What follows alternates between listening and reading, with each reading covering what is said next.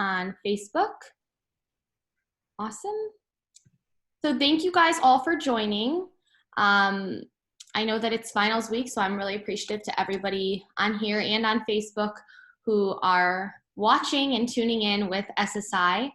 For those of you who don't know, Students Supporting Israel is a pro-Israel national campus movement that supports the state of Israel. And our mission is to be a clear and confident pro-Israel voice on college campuses and to support students in grassroots pro-Israel advocacy. And today we are lucky enough to have retired Ambassador Yoram Ettinger, an expert on U.S.-Israel relations and the Middle East, who is in charge of Israel's relations with the U.S. Congress and Consul General in the Southwestern States, as well as the head of Israel's government press office. And so without further ado, I'm not going to take up your time. I know that we didn't come in to hear me speak, so please give it up for Yoram Ettinger. Thank you very much. How long do you want it to go before the Q&A session? Usually we go until like 30, 45 minutes, and then we leave time for questions. I will tell everybody, if you have questions, to put them in the chat. That way we kind of have an order of who's going to be asking what when. And that way we can kind of gather our thoughts as you're speaking to know what we're asking questions on. Very good. Okay, I'll dispense with my own introduction. It was already made here by Sophia, and I will start right away with a topic, which is U.S.-Israel relations, two-way street. And I mentioned that because in the topic there is a mentioning of foreign aid. And I would like to share with you personal experience. A few years ago, I stopped by the office of Senator John Boozman from Arkansas, a Republican from Arkansas. And I remember entering his office, shook my hand, and he said, Mr. Ettinger, you're in a very friendly office.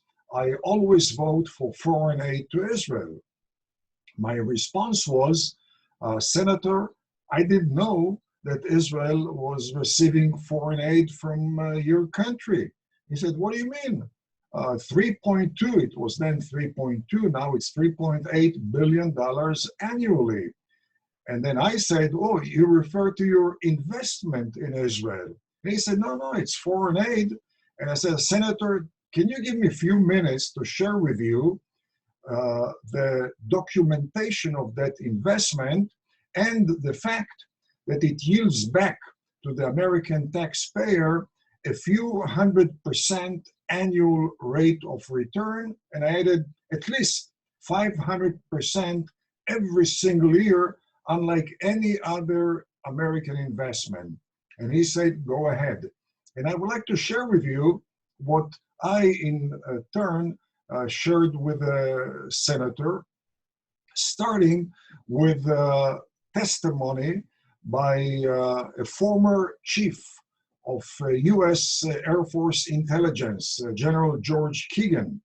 And General George Keagan suggested on a number of occasions that the scope and value of intelligence shared by Israel could not be procured, according to him, even by 5 CIAs. He referred specifically to intelligence about military systems originating in Soviet Union, Russia today. He referred to battle tactics. He referred to counter terrorism. He referred to information about top sophisticated surface-to-air missile capabilities, ballistic capabilities. And according to him, again, 5 CIAs could not procure it. Let's assume that he exaggerated a bit. It's not 5 CIAs. Let's assume it's 3 CIAs, maybe 2, or maybe even 1 CIA. 2013 budget for the CIA was $15 billion. Already we're talking about close to 500% rate of return. Former chairman of the Senate Full Appropriations Committee, who was also chairman of the Senate Intelligence Committee, the late Senator Daniel Inouye, mentioned to me a few times while I was at the Israeli embassy in charge of our congressional relations, that the scope of intelligence shared by Israel with the U.S. exceeds that which the U.S. receives from all NATO countries combined. And basically, the two authorities on intelligence, on national security, suggested that the basis of U.S.-Israel strategic cooperation had to do with mutual threats and mutual challenges, by far transcending the Arab-Israeli conflict or the Palestinian issue. And the reference is obviously to the clear and present threat to the U.S., to every pro-U.S. Arab country in the Middle East, as well as to Israel, a threat originating in Tehran, the Ayatollahs of Iran. We're talking about the Ayatollahs as an epicenter of global anti-American terrorism, stretching from Central Asia through the Middle East and Africa, all the way to South America, where you have heavy Iranian presence bolstered by Hezbollah and Hamas presence in the infamous trilateral border between Argentina, Paraguay, and Brazil. And then there's another such mini trilateral border between Chile, Peru, and Bolivia. And certainly the Iranian threat has to do with conventional capabilities, ballistic capabilities, nuclear capabilities, as well as, by the way, subversion and terrorism against every single pro-American Arab regime in the Middle East. There's another joint threat to US and Israel, and that's ISIS, as well as the Muslim Brotherhood, which is the largest Muslim terror organization, again, stretched basically throughout the globe. And then there is the potential threat of Turkey's Erdogan, whose aspiration to revive the Ottoman Empire is a clear threat to every pro-American regime in the Middle East, as well as in North Africa. And then obviously we have the mutual challenge to both US and Israel, and that's the continued development of superb, advanced, commercial and defense-oriented technology, which has yielded mega billion dollars to the US and almost the same thing to Israel as well. We're talking about Israel, which is highlighted in its strategic stature on behalf of the US against the backdrop of vacillating Europe, against the backdrop of highly ineffective NATO. In fact, NATO, which originally is the North Atlantic Treaty Organization, is increasingly referred to by American generals as NATO, namely no action, talk only. And then obviously there is the reality of highly vulnerable Arab regimes which are pro-American. Each such regime has the machete of the Ayatollahs or the Muslim Brotherhood at their throat, and all of them consider Israel to be the most effective life insurance agent in the entire Middle East. And once again, irrespective of the fact that there's absolutely no movement along the Palestinian issue, because the Palestinian issue, contrary to conventional wisdom, has never been a primary issue for Arabs. it has been secondary, tertiary, unless one takes Arab talk to represent Arab walk, while the reality is the walk and the talk are very, very different. The bottom line of Israel's role as far as the U.S. is concerned, U.S. in the Middle East and beyond, is that Israel has been in recent years the #1 force multiplier for the U.S. without the need for any additional American soldier on the ground, not inside Israel, not on Israel's border. And in fact, one can think about the Persian Gulf, what would be the requirements for American military presence in the Persian Gulf if there would be an Israel-like country in the Persian Gulf area. That would have spared the U.S. the need to deploy to the area aircraft carriers, divisions of military forces, and I would say in the last 20, 30 years, expenditure of roughly $1 trillion, most of it could have been spared if there would have been an Israeli country in the Persian Gulf. When it comes to the notion of the $3.8 billion, is it foreign aid or is it an American investment in Israel, an annual investment in Israel? I usually go back to a very famous assessment made by the late General Alexander Haig. He was a supreme commander of NATO forces. He was the Secretary of State and one of the prime proponent of enhanced U.S.-Israel collaboration. And when Alexander Haig was asked, General, how come you're so enthusiastic about collaboration with Israel? His response was, Israel is the largest American aircraft carrier, the largest in the world, which does not require a single American on board, which cannot be sunk, which is deployed in a most critical area for America's interest between Europe and Asia and Africa, between the Mediterranean, the Red Sea, the Indian Ocean, and the Persian Gulf.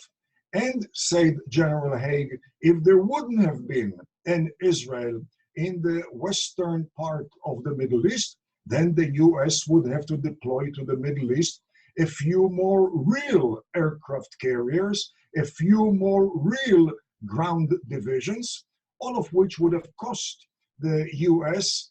anywhere between $15 and $20 billion every single year in terms of manufacturing aircraft carriers, in terms of operation, maintenance, and repairs. And here again, we're talking about 500, 600% annual rate of return.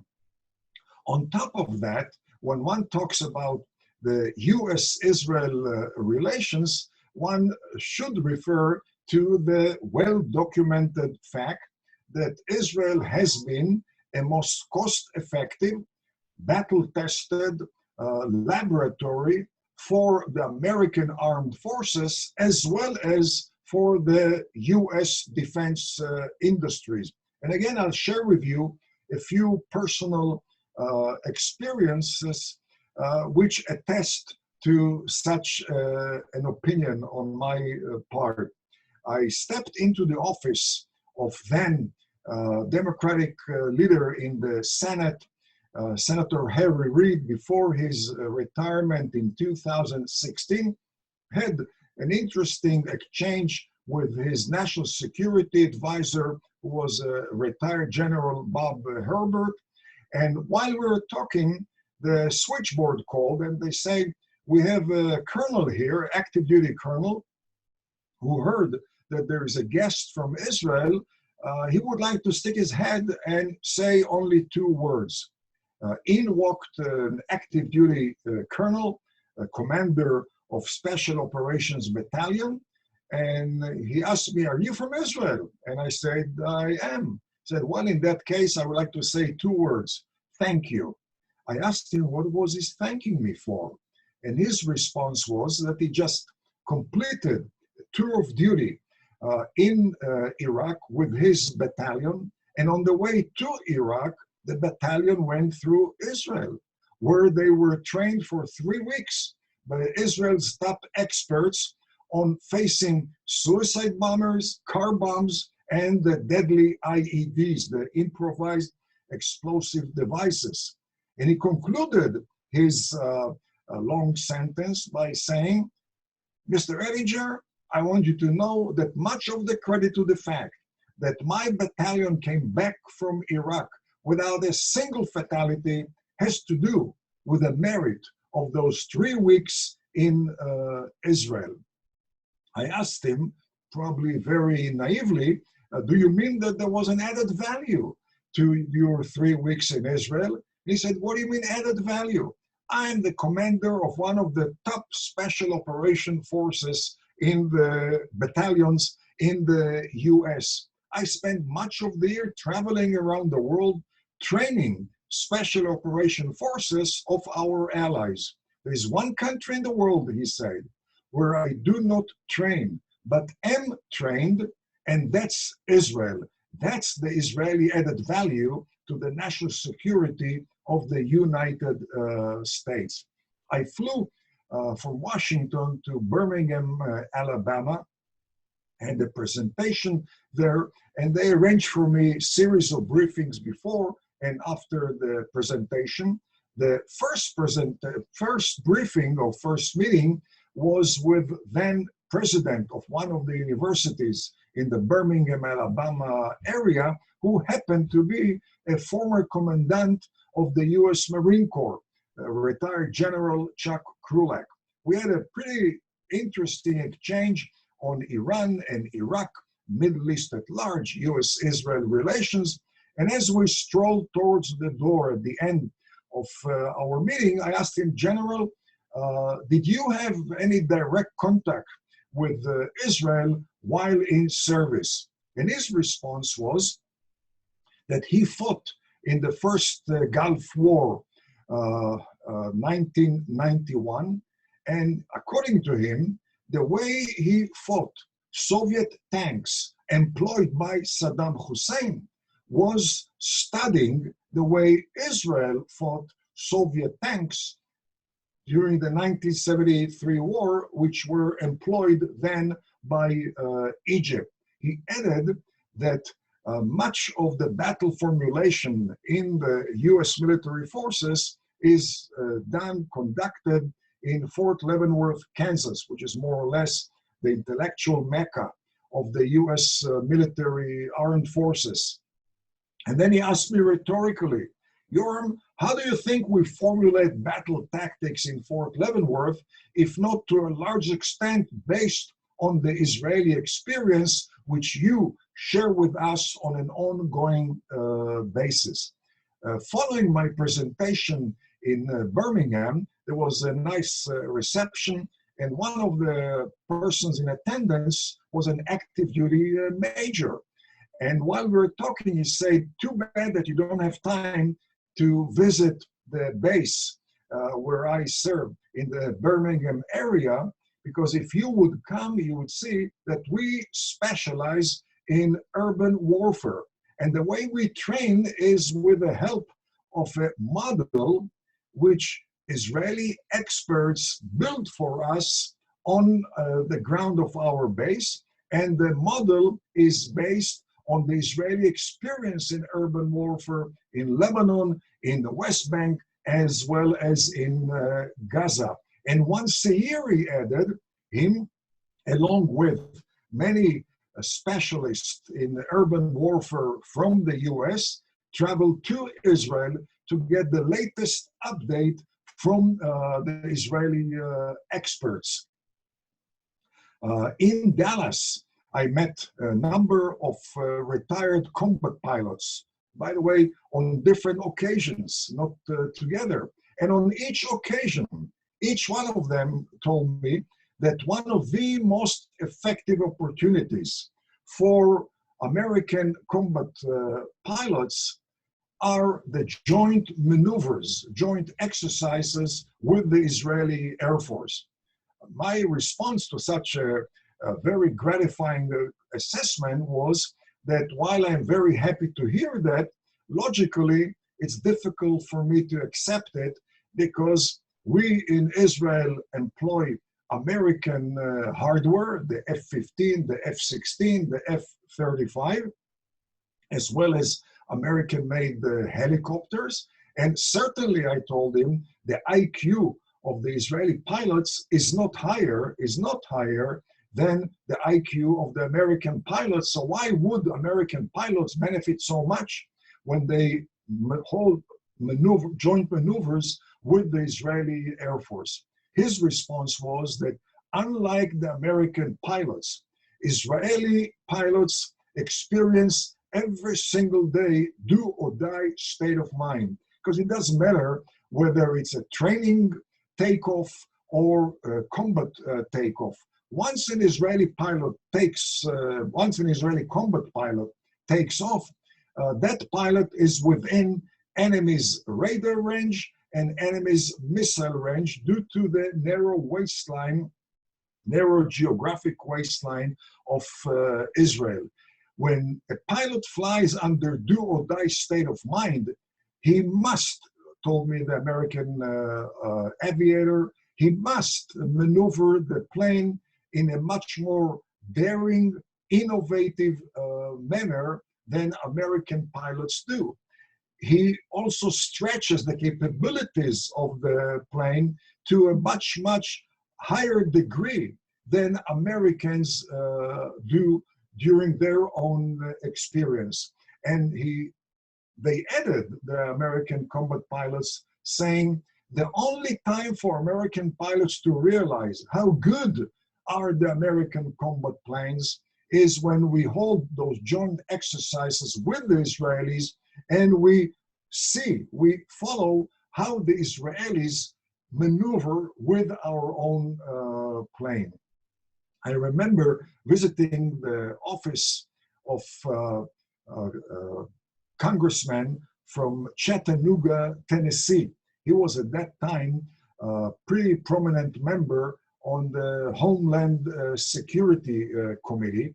And he told me that in his district, in the Chattanooga district, there is a Northrop Grumman plant. Northrop Grumman, one of the top defense manufacturers in the U.S.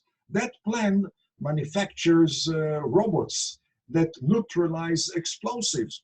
And according to the congressman, a few years ago, Israel decided to acquire that particular robot. The minute it became known, told me the congressman, the world reacted in a very, very rapid manner, asking for the same robot. According to the congressman, it was like a AAA store effect. A AAA store moves into a new shopping mall. Everyone wants to come to that shopping mall. And that, according to the congressman, increased exports from the district. But that only started the Israeli benefits because every two weeks, there is a telephone conference between the management of the Northrop Grumman plant and the Israeli users. And the Israelis share with the plant lessons as far as operating the robot, maintenance, and repairs. Those lessons are integrated into the next generation of the robot, sparing the plant many years of research and development, further enhancing the competitiveness of the plant in the global competition, further increasing exports, and the bottom line, expanding the employment base in the Chattanooga district. I witnessed a much, much larger Israeli impact on the American defense industry when I visited the Lockheed Martin plant in Fort Worth, Texas, where they manufacture the F-16 and the F-35.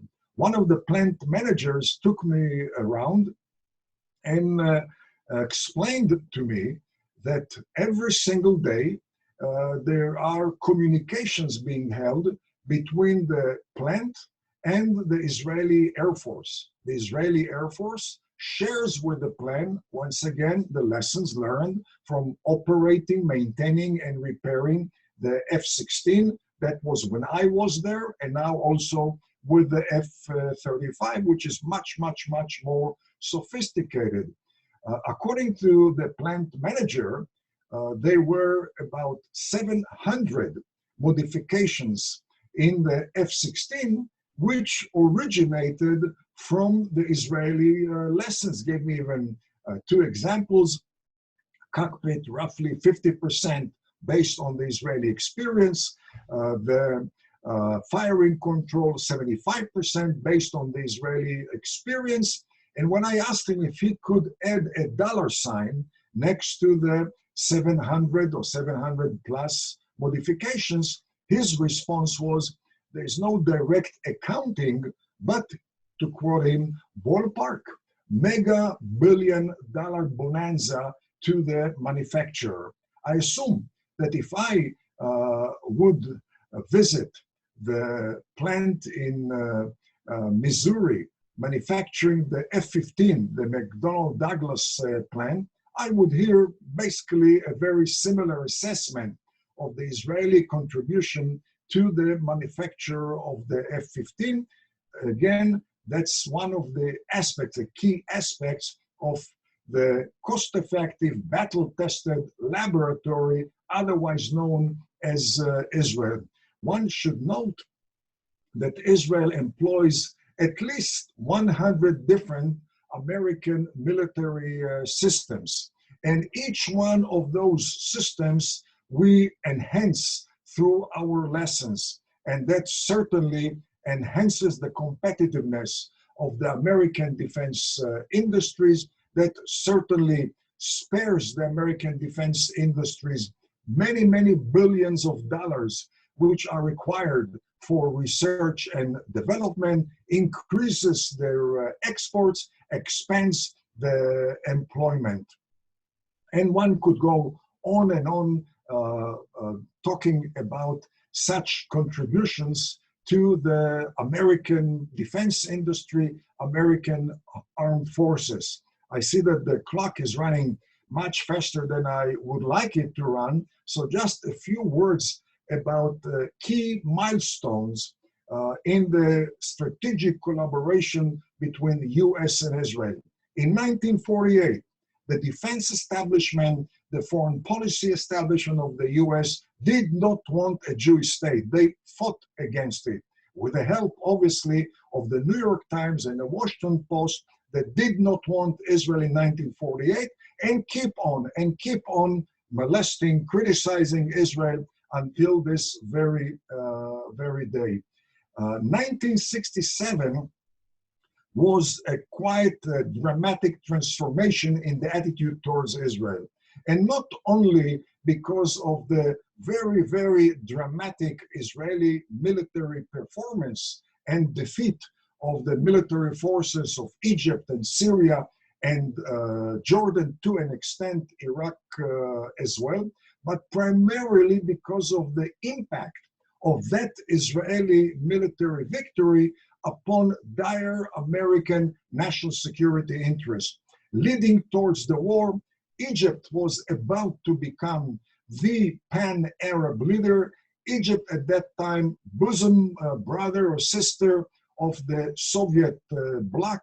The aim of then Egyptian President Nasser was to topple the regime of every single pro-American Arab country, most notably Saudi Arabia. Some 70,000 Egyptian soldiers were in Yemen ready to invade Saudi Arabia, and toppling the House of Saud would cause a deadly ripple effect, toppling every single other Arab regime in the Arabian Peninsula. At that time, 67, U.S. was heavily, dominantly dependent upon importation of oil from the Persian Gulf.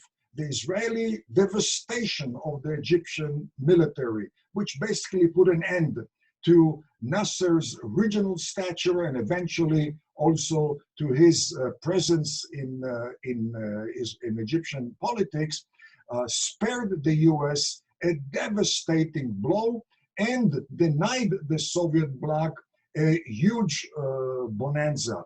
From 1967 onward, we see gradual intensification of U.S.-Israel strategic cooperation.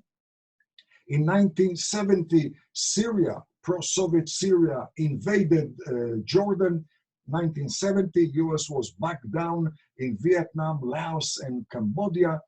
President Nixon at that time called Prime Minister Golda Meir, and within a couple hours, Israeli military reinforcements were deployed to the trilateral border of Israel, Syria, Jordan, namely the Golan Heights.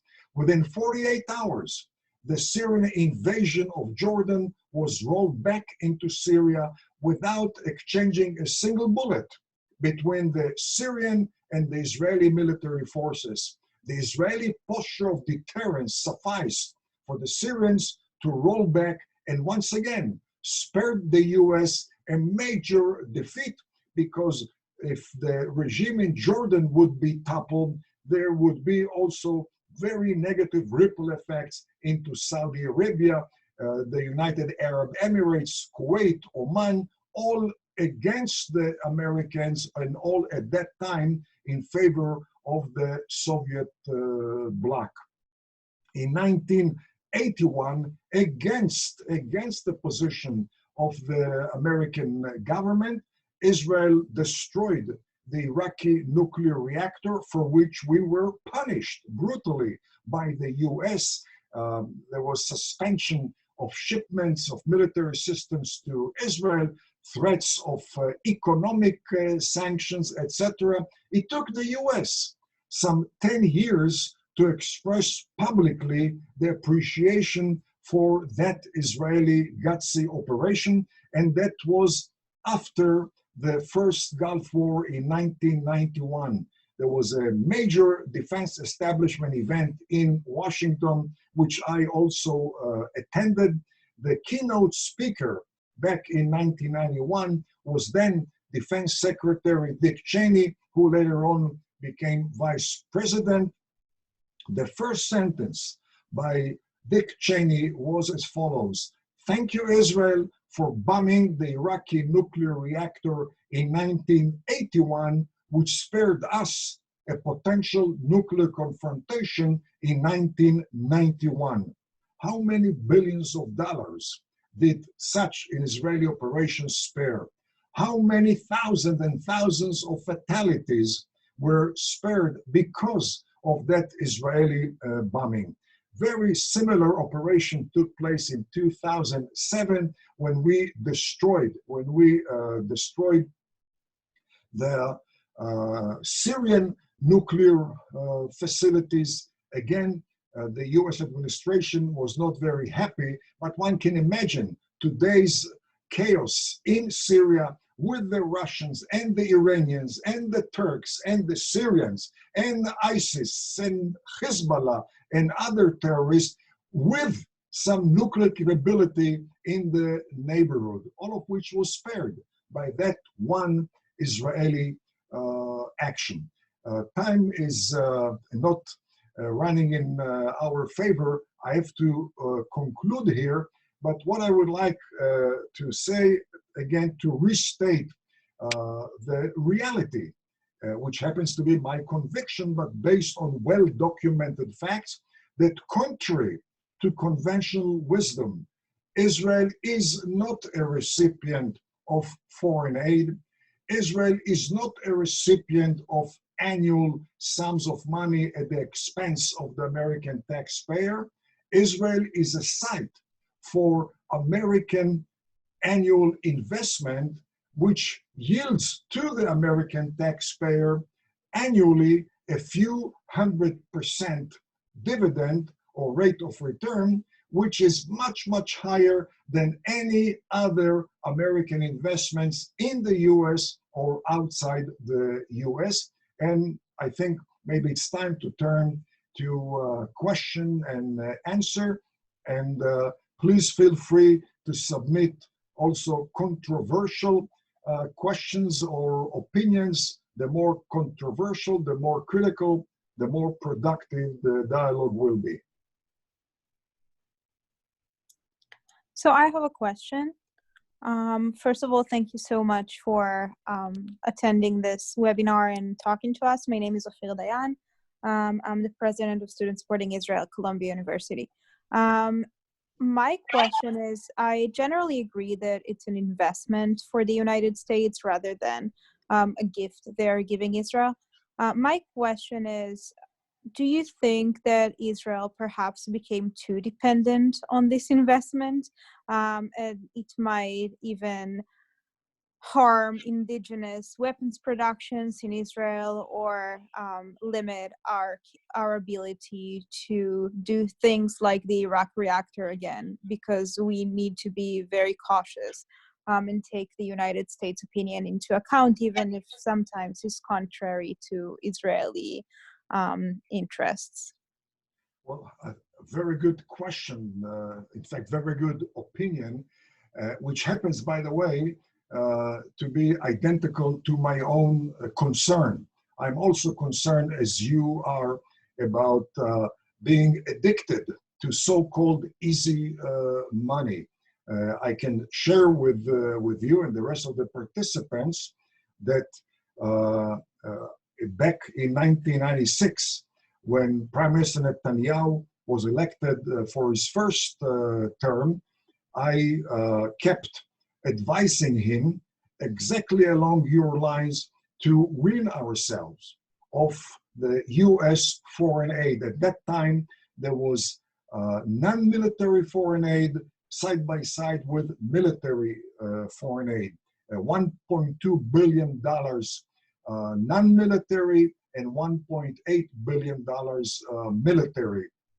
My suggestion was that we should announce that we are phasing it out over 10 years and not actually giving it away, but every year 10% to be invested by the US and Israel in a joint fund, which would encourage collaboration between American and Israeli industries in specific area. Let's say a fund of cybersecurity, a fund on artificial intelligence, a fund on development of unmanned aerial vehicles, and primarily encouraging such arrangements between well-established American defense industries and highly innovative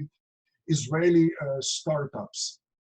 I was happy that the Prime Minister adapted part of my suggestion, and he announced during his first joint session of Congress when he came to Washington of the 10-year phase-out of the non-military, the commercial or civilian foreign aid, sadly, I think, without establishing those joint funds between the two countries.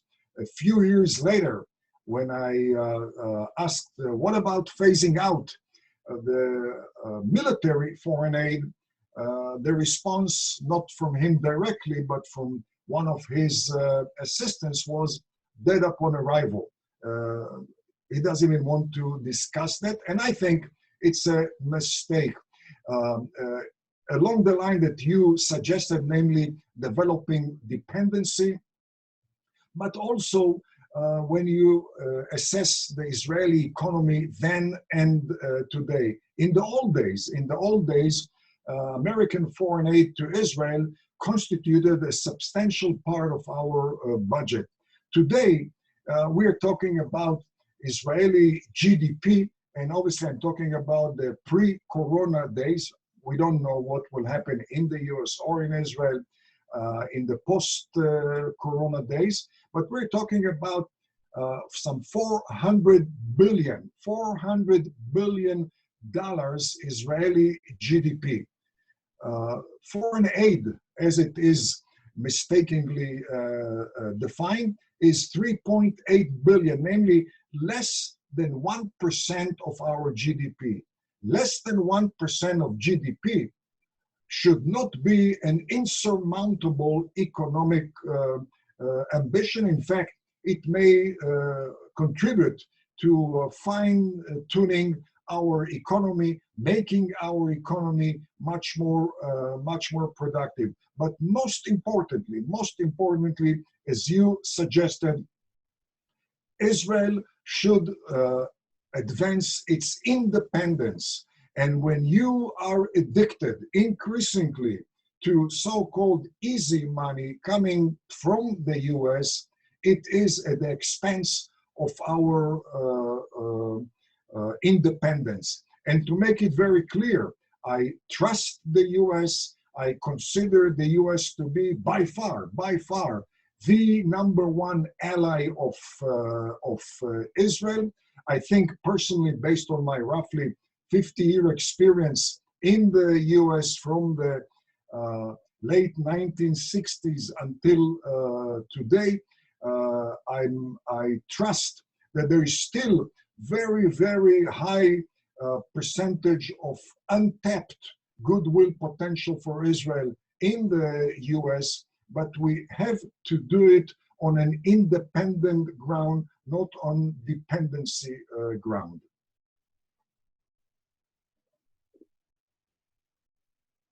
Thank you. I'm going to ask the next question. Alexandra Ocasio-Cortez says cutting military economic aid to Israel can be discussed, which was a headline just about a year ago. You see a less and less consensus among U.S. elected officials to keep aid going? Well, there has always been a segment of the American administration, mostly, by the way, mostly among the establishment of the State Department, which did not want Israel in the first place in 1948 and has demonstrated its disdain for Israel since 1948. We have had elements in the so-called elite media increasingly today, and you know it better than I do, on American campuses. But it's not new. Some say it ain't the first time, ain't the last time, and ain't the worst time. It seems to me that we cannot avoid dealing with such a mood within the U.S.A. But we should do it. We should do it based on well-documented ground and educate Americans on campus and off campus about the benefits to the U.S. from that annual investment. From my experience, and I visit the U.S. 3-5 times a year, always 1 week on Capitol Hill, briefing legislators, and then traveling from coast to coast. Much of my traveling takes me to small town America and flyover America, which most Israelis are not familiar with and many Americans don't know.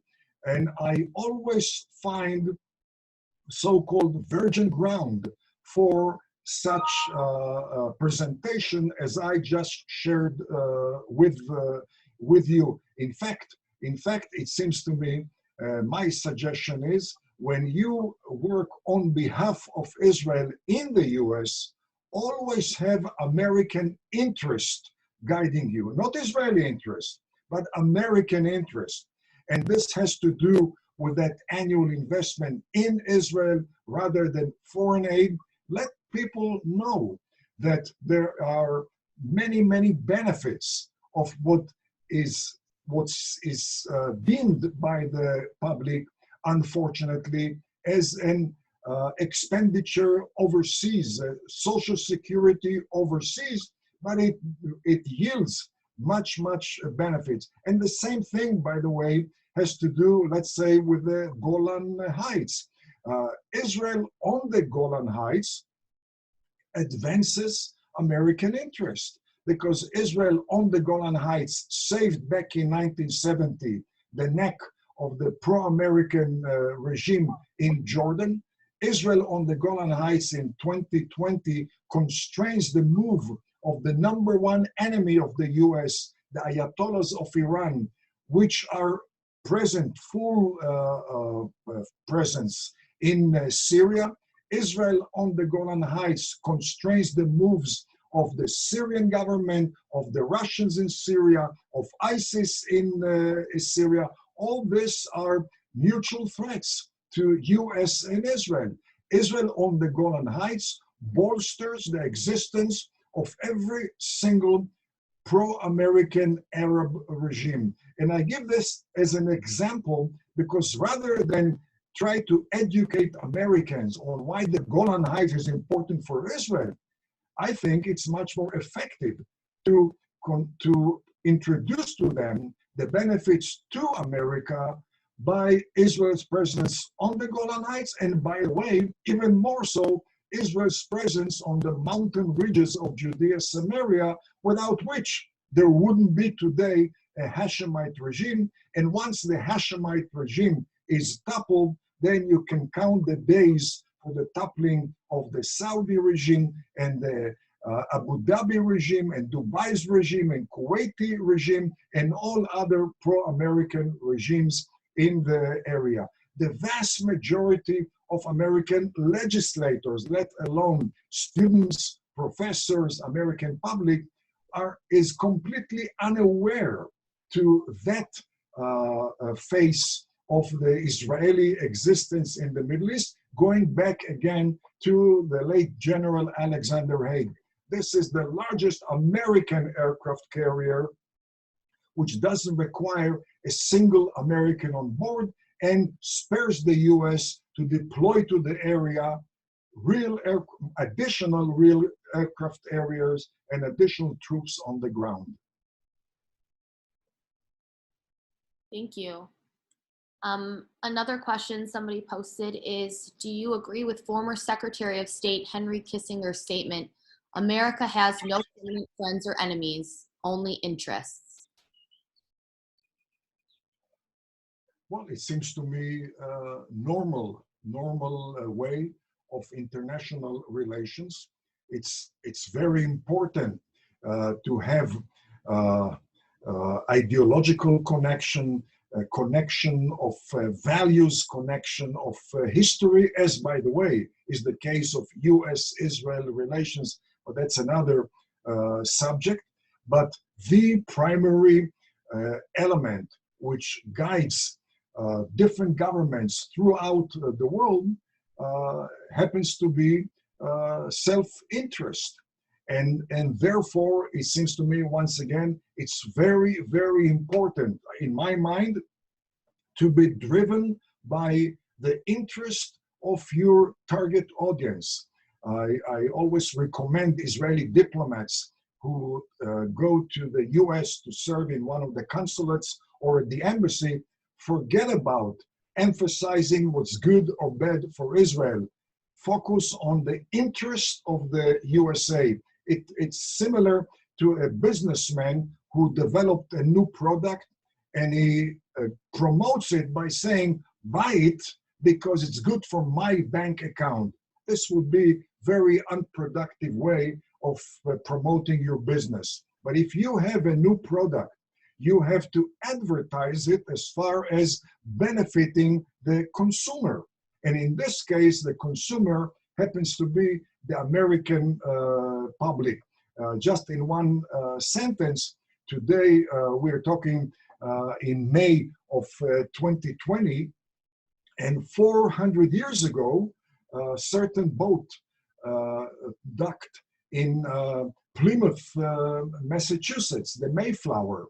And that started the kinship between the U.S. and Israel. There was no Israel at that time, there was no U.S. at that time, but the 102 passengers that arrived to Plymouth, Massachusetts in 1620 on the Mayflower, they considered themselves to be the modern day people of the covenant. I talked to you from my apartment in Jerusalem, and I don't know how many of you are aware that in the US there are 18 Jerusalems, and there are many, many, many more such facts on the ground which document the foundation of the very unique ties between US and Israel. And those are historical foundations, judicial foundations, civic foundations, moral foundations, which make the relationship very, very unique. But there's no doubt that the tenets of the White House and the top bureaucracies of the Pentagon and the Department of State and the CIA are driven mostly by the interest of the US. In our case, US-Israel, it's a combination of both